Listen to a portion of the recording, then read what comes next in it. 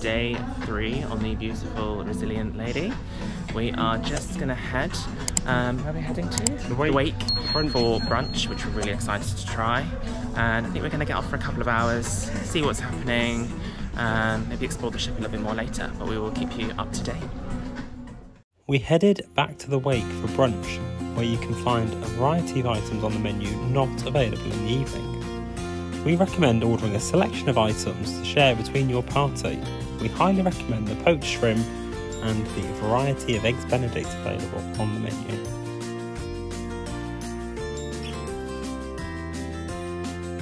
Once we'd finished our brunch, we headed off the ship into Amsterdam.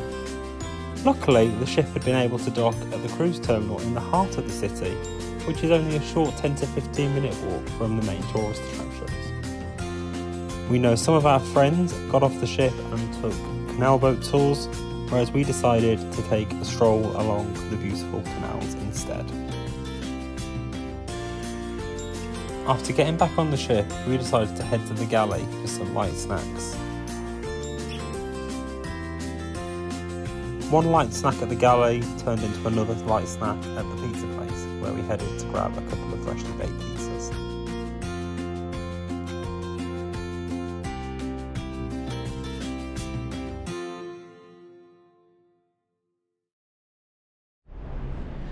Hi guys, me again. So tonight is Scarlet Night.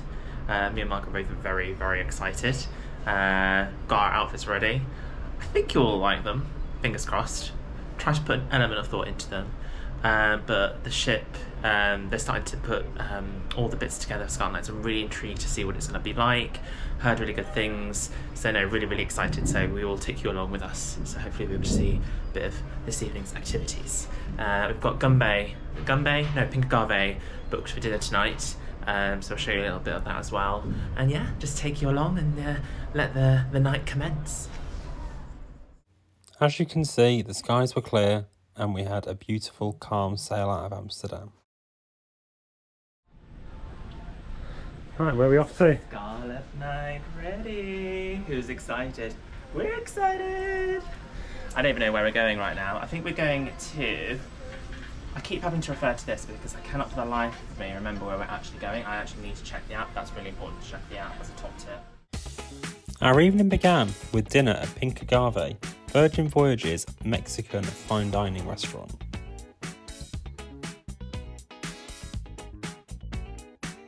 Meals in Pink Agave are not split into appetizers, entrees and desserts. They are instead referred to as small, medium and large plates. We would suggest talking to your table server to work out which options are best for your taste and palate. We highly recommend the chocolate tacos as a dessert.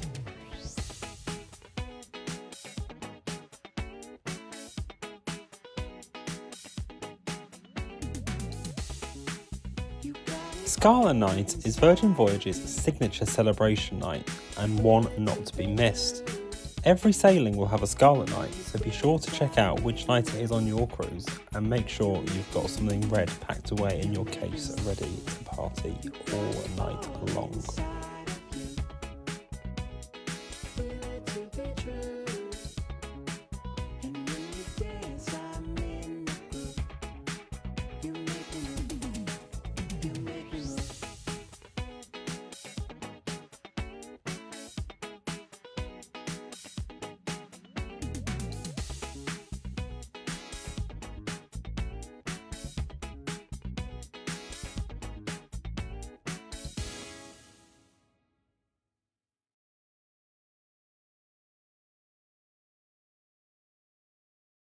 On our last day, we were able to get a reservation at Razzle Dazzle for brunch. There is a wide variety of options available on the menu, and once again, we'd encourage you to order a selection to share. There is too much to choose from.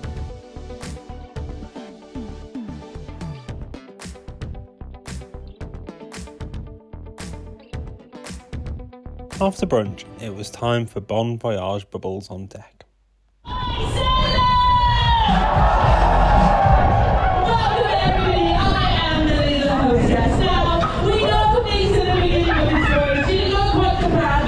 She isn't called the Resilient Lady for nothing! way, we thought it was only right that we have a little bon voyage bubble. So I would like you to all help yourself to a glass, please. I don't want to see empty hands, because we want to raise a toast to all of you wonderful sailors for joining us on our very first voyage out of the UK. As you can see, this cruise really was a non-stop party.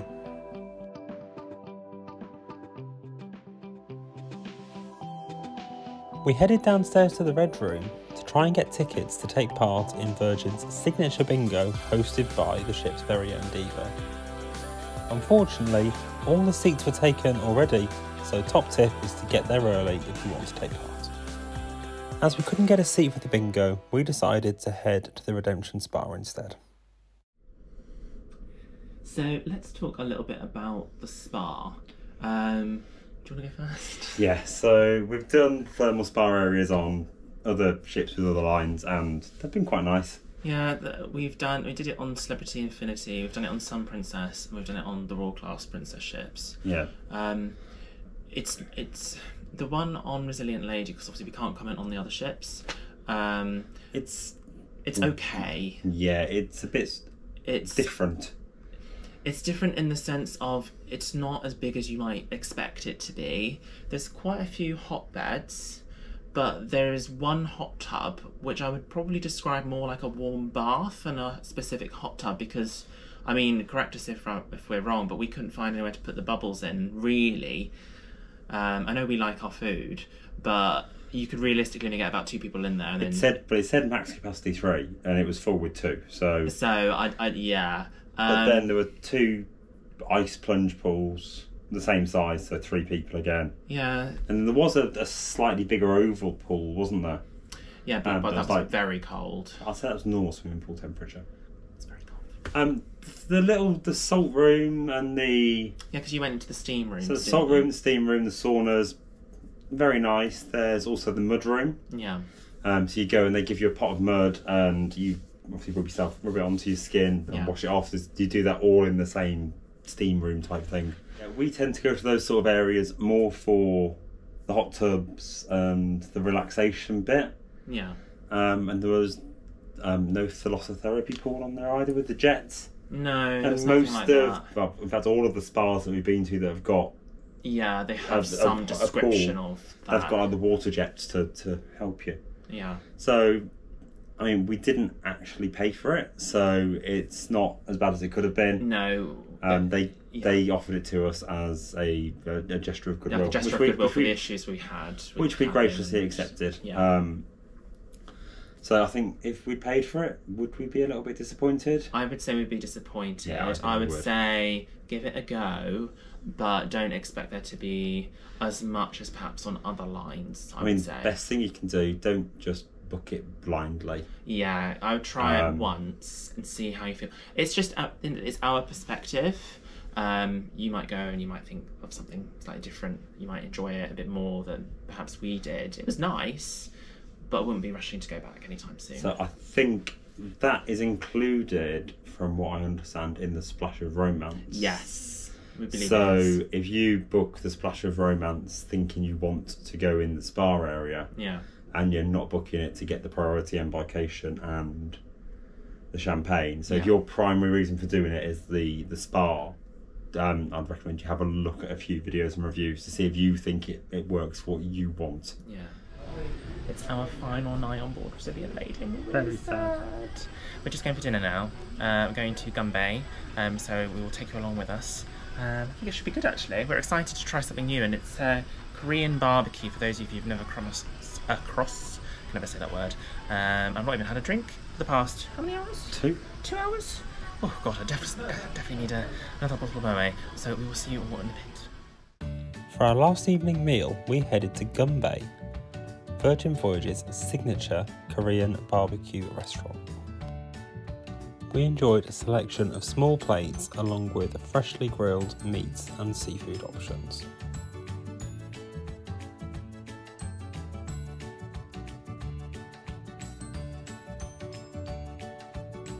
To finish off our last evening on board, we headed to the pizza place and the Galley to enjoy some final snacks before we went to bed.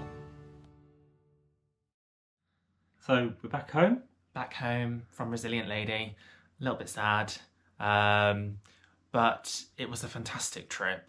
We'll talk more about it in an upcoming video that we've got, which kind of gives you like a full cruise review.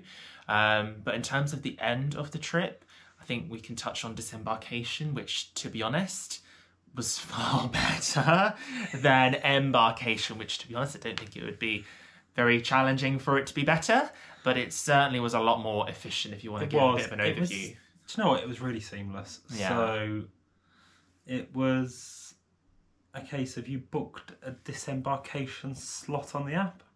Yeah, it wasn't difficult to do. It was quite straightforward, really. So it's different to other cruise lines where you have to fill in your piece of paper and get your coloured luggage tags back. Yeah, like on like Celebrity and Princess. Yeah. So if you booked aboard a Disembarkation slot on the app, sorry, they gave us some luggage tags. Our cabin host gave us some luggage tags that we just wrote on ourselves. And they said bags out by 10 o'clock. Bags out by 10 o'clock. We put ours probably a little bit later, about 10:30. But wasn't any problem. Luggage was collected very easily the next day in the terminal. Yeah, it was laid out really well in Portsmouth. Laid out really well in Portsmouth. We just carried off our little wheelie suitcases just to make sure we had something to put the essentials from the night before in, so your dirty clothes from the last night. Yeah, I think that's actually a really great sort of top tip, really. That's something we always do, is you always have like a little hand cabin suitcase just for the night before. So it's just, spare pair of underwear, spare t-shirt, just so that you've got something to hand. Yeah, light enough you can run it down the stairs if you can't get into a lift or an elevator. Yes, because you definitely don't want to be that person that has to wear the pyjamas or has to wear a dressing gown. We have seen it. Dressing gown from like the pool deck and flip-flops. It's not a great look. We've all done it. We've all done it at some point. We're probably going to end up doing it at some point in the future, so we can't really say that too much. Yeah, now that we've said that, yeah, very true. But no, honestly, really smooth, really simple. First time I've seen customs. Yeah, there were customs. Yeah, the cruise port, which... First time I've seen it in the UK for a long time. I've seen it overseas, but not in the UK. I mean, we've cruised quite a few times out of Southampton, and we've never seen that, as far as I can recollect, over the past few years. No, I don't know if it's something to do with the fact that Portsmouth's a ferry port as well. Yeah, it's so more... Maybe there's more presence there. Maybe, perhaps, or maybe it's to do with the military presence. I'm not quite sure. But if you know, let us know in the comments below. Just make sure you stick to your duty-free allowances on the way back in. Yes, because people do get pulled aside for that, so just something to bear in mind, guys. Yeah, so thanks for watching our little series, guys. We've got some more content coming over the next few weeks. If you haven't already done so, please do hit that like button and subscribe button, and please do leave a comment below. But hopefully we will see you very soon over the coming weeks. So take care, guys, and you never know, we may bump into you on a voyage very soon.